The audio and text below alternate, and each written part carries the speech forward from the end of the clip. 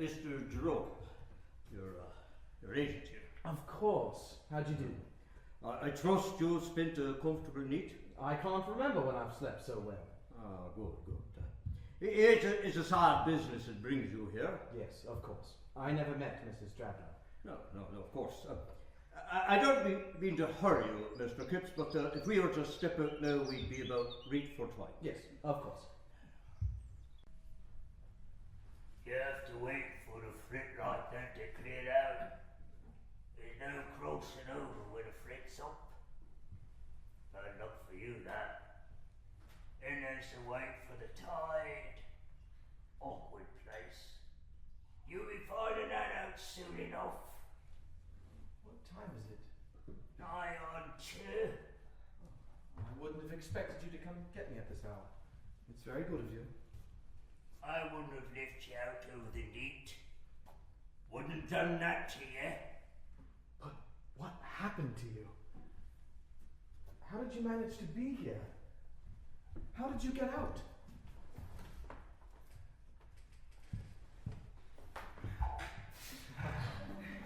Mr. Daly. Ah, Mr. Kipps, how's things with you? The Drablow estate. I had your work, Yes. I soon have all that in order. Though I confess, it has been more to do than I originally had anticipated. So you've been out to the house? Sir. To be honest, I'm finding the whole thing rather a challenge. I'm quite enjoying myself. You're whistling in the dark, Arthur. You're a fool if you go on with it. If you mean you think I should give up the job I've been sent here to do and turn tail and run. Now listen to me, Arthur. I'm not going to fill you up with a lot of women's tales. You've heard enough about it. If you ask around the place, maybe you already have. No, only hints. And Mr. Jerome turning a little pale. But you went back to the house. Yes, I went there. And I had an experience I shouldn't care to go through again. Thank you. Thank you. And is it done, do you think? Will it now be laid to rest? I pray it will be. I thank you for your trouble, your enthusiasm, and your effort. Your emotion just now, it was as if I watched myself. I imagined my own child. Yes. But I pray that when we put it before our ends, it will finally be put to rest.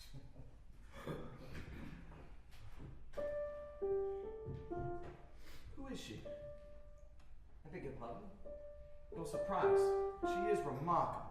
Where did you find her? I'm afraid I don't understand. Your surprise, Mr. Kipps. The surprise you found for me. My surprise was that I'd learnt my words. Yes, you learned them expertly. But the woman you found, the actress, the woman in black, who was she? You had her come here and go through her parts. You organized it as a complete surprise. A young woman with a wasted face. A young woman? Yes. Is there anything the matter? You look unwell. I did not see a young woman.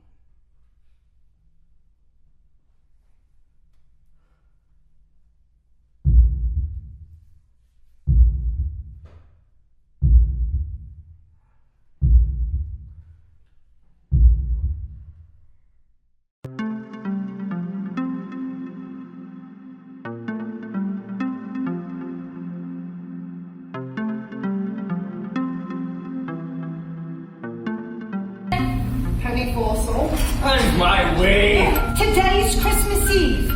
Mr. Marley died 7 years ago this very night. Mr. Marley allowed me Christmas off that first year. Get one day off and you expect all. Mr. Marley, tell me more, but speak comfort to me. Take me back. Leave me. Haunt me no longer.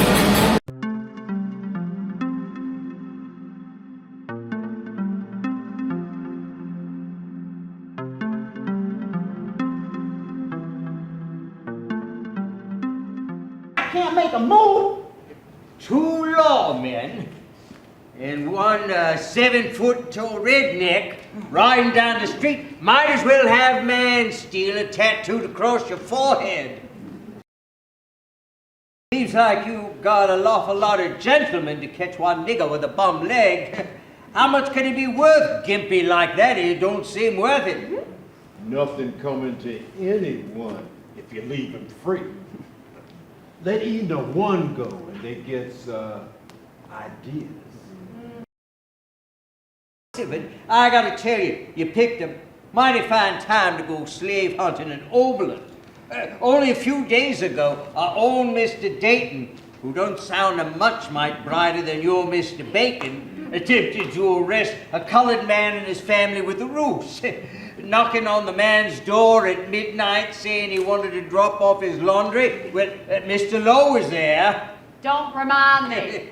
Free nigger run him over the shotgun. Weren't free, was a fugitive. Last month, another one he tried to snap up, beat him over the head with a cane. What sense he did have, I'm sure he left on the side of the road there. He ain't the brightest candle in the chandelier. You think you're going to snatch a colored man, slave or free, out of the town of Oberlin more than a posse and a piece of paper? You're going to need a plan. Hello, friend. Do you have a moment? Do I look like I have a moment? Well, for a fellow Kentuckian, for sure.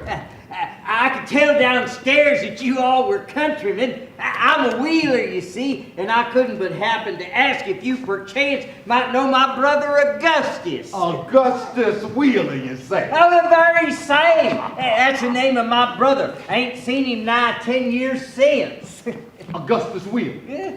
Oh, Gus, that's your brother? No. Forgive me for saying, but y'all don't look nothing alike.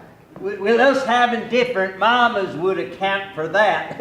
But we got the same paw by blood, that's a fact. You know, old Gus, I can't believe it. God dang it, I knew it. Wait till I tell you.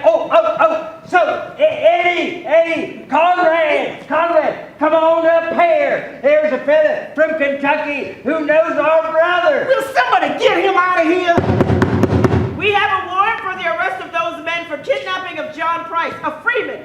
We demand that you bring him out. Well, why don't you let the boy talk to the crowd? Well, let me talk to him. I'm pretty good at conversating. You can catechize him for all I care. Oh, Gus, I can't believe it. Just get him up. Hey, John, is he? Now, don't be scared. I ain't gonna hurt you. And these men, they ain't gonna hurt you. They're here to take you back to Kentucky. That's my home, too. Boy, do I sure miss it. You want to go home, don't you? Well, don't you want to go home? Ain't nobody going to hurt you. You're too valuable for that. Did your master ever hurt you? Abuse you? He misses you, John. I bet he never abused you more than his own children. Ain't that right? Well, don't you want to go back home, see your old master and your ma and pa? I go with Mr. Mitchell. I know he'll take me there. You go where I tell you. It's a law, John. You don't want to go breaking the law now, do you? Then they won't put you in the pen and sell you down river. You don't want that, do you? Your Honor, are we in a dream or are we in a court of justice? Or are we engaged in some political theater? The fugitive slave law is every bit as constitutional as every other bit of the Constitution. And what these saints of Oberlin call higher law, I call the devil's law. And if you allow them to get away with it, you will unleash a hell on earth. Dismiss? For what grounds? They broke the law. My clients are amenable to no criminal statute whatsoever. The fugitive slave law? There is a law, but there is also a higher law. Oh, spare me. Judge Wilson, I most strenuously object to Mr. Spaulding's interjection regarding a so-called higher law and demand that the defense not be allowed to enter such claim. The accused has broken the law. the highest law of our land, inscribed in the very founding document, the Constitution. There is no violation of higher law, but intolerance and bigotry against Southern rights demonstrated by the groups of individuals the defense counsel claims to represent. Every person's duty is to uphold the law, and I submit that their violation is so egregious that they be tried for treason! Mr. Belden. These defendants consider their violations a little joke. If we continue to allow this, we would be in revolution and rebellion every day. But don't be swayed by their pious altruism. I tell you, the whole lot of them is going to prison. Their trial is a result of their own volition, and I expect they will fully enjoy their conviction. We have been in touch with the President. I predict a great triumph. I've pleaded with the Wellington accused to put themselves at the mercy of the court for being swept up in the frenzy of their neighboring town. It is the Overlanders we want. Their cries for freedom are for naught. It is Overland that must be put down and crushed out.